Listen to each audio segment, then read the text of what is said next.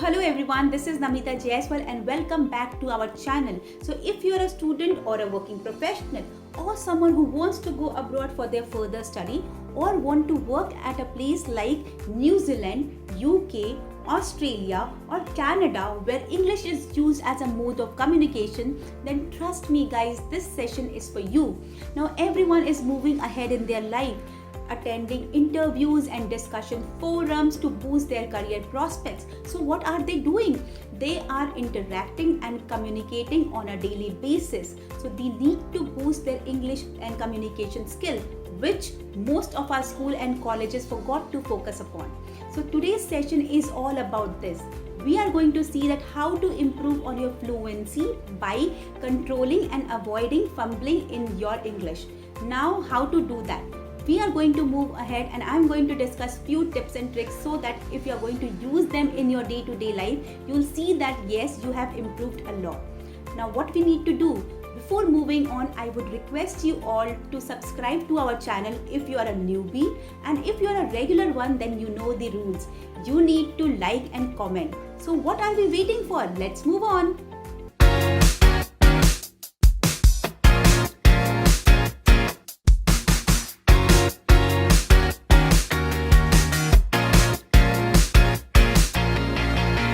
What I have noticed is that people fumble because they try to translate their information and data from their native language to English. Now what is happening in between? A huge gap is created, okay? Because you are thinking, converting the data and then speaking. So what you need to do is that first get rid of this habit, okay? Stop doing that.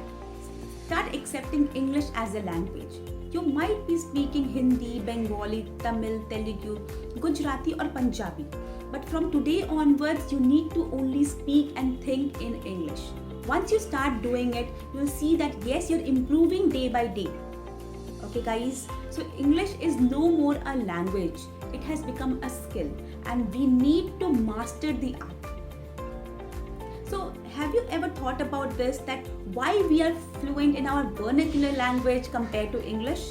Because we are using that language on our daily basis. Okay, when we are communicating with our friends or family, we are talking in our mother tongue. That is why we are more fluent in that. And we are not using English in our day-to-day conversation. And even if we are doing it by using very simple sentences. So that is why there is no improvement in our English and our mother tongue is becoming developed day by day. So whatever question comes to you, and if you are a person who speaks in Gujarati, won't you be able to speak that and express yourself? So the same fluency you need to bring in your English. What you need to do is, first and the foremost thing, you must be a working professional or a student or a housewife. You must be doing something the whole day, right? Any activity. So whatever activity you are doing, you must be planning for the same. Okay, for example, from here I'm going to take the bus and going to reach my office. After attending my office, I am going to buy my groceries and then come back home. Now this is your planning. Okay, so now same thing you need to do every day. You need to plan, okay, in your mind in English. After doing so, when you're coming back home, you're resting, and now before going to bed, okay, you need to do one more thing. What? You need to recall the things which you have already done the whole day. Okay, try to jot down the things, write it down in a piece of paper. You'll see that after 7 to 8 days, you're improving in your sentence structure. After writing, you're also speaking on the same, guys. So don't forget to speak. Don't forget to say that whatever happened. You can stand in front of the mirror and start speaking. You'll feel that after 7 to 8 days, you're improving on the same. What you were in the first day or the second day, you are a developed person now in 7 days. So, but you need to take this activity and give yourself time. So start thinking in English, start speaking in English, and you'll see the magic. Well, I believe lack of content is the another reason why people fumble. So if you are someone who doesn't read newspaper, who doesn't watch news, then how they are going to have knowledge about the topic or the subject? So guys, start reading more and more. Say for example, if there is a discussion about the pandemic and you don't have any idea about how many people got affected, what other countries are doing to overcome this issue, how everyone is coming together, what are the vaccines going on. So if you don't have knowledge about the same, then how you can give your input on pandemic? Okay, so similarly, you need to collect ideas, you need to have knowledge about the topic you are speaking. So if you know about them, if you have facts and figures, then only you're going to be confident while speaking. Okay. Another thing what you can do is, apart from reading more and more, is listening to the people what they have to say. So a good speaker is someone who listens well rather than jumping into the topic and just speaking. Okay. Say 4 friends are sitting, you are one of them. Now one says that last week I watched movie Bahubali and it was amazing. Another one says that yes, the picture, the scenery beauty, the whole plot was amazing. I really liked the movie. Third person says that I am a die-hard fan of Prabhas. His voice, how well he gets into the character is really mesmerizing. Now you are the 4th person and you can see that everyone utilized all the words, all the information they had to say. And if you have nothing to share or come up with, so what you can do is you can summarize the whole thing and come up with your own idea. You can say that I completely agree with you guys. Okay, the movie was fantastic. Actresses all were amazing. I think this movie is going to be awarded as the best movie of this year. Now this is the way you have to do it. 1, educate yourself, gain knowledge, start reading more and more. 2nd, listen. Okay, try to be a good listener. By adopting these 2 techniques, you will see that yes, you are being able to control your fumbling. Next is less knowledge about the vocabulary and improper use of grammar. Now I have seen people learning hefty, high-end, big, heavy vocabulary and using them whenever they are speaking. So guys, it is not only learning and using, you should also know how to use them.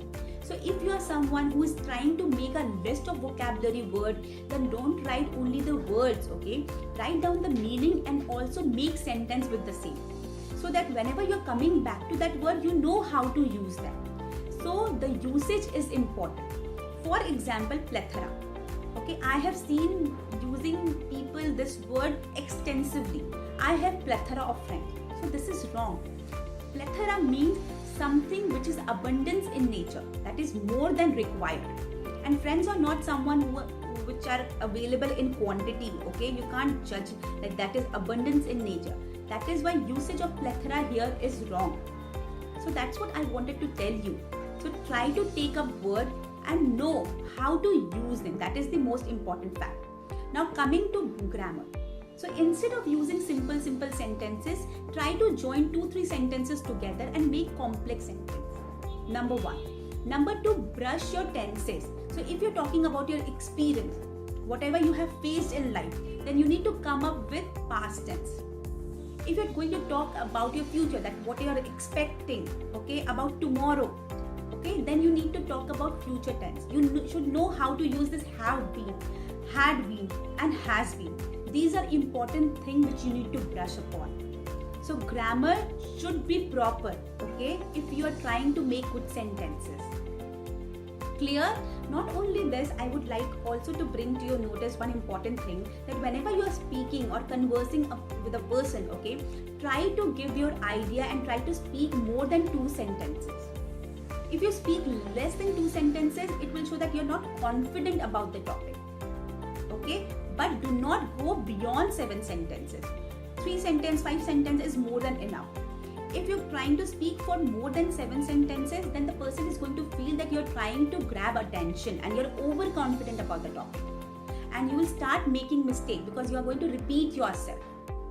Okay, so try to limit yourself in this 2 to 7 sentences. Well, these are few tips and tricks which I wanted to share with you all. Guys, please go ahead, use them, adopt them and see your progress yourself. You can analyze the difference you're making in your life week after week. See guys, English is not something which can be learned in a day or a 2. You need to be consistent with the practice. Now, if you have any queries or wanted to ask something, please write down in the comment box. Apart from these, keep on practicing. Remember, Rome was not built in a day. okay? And practice is the only thing which is going to make you better. So take care of yourself and see you soon. Bye bye.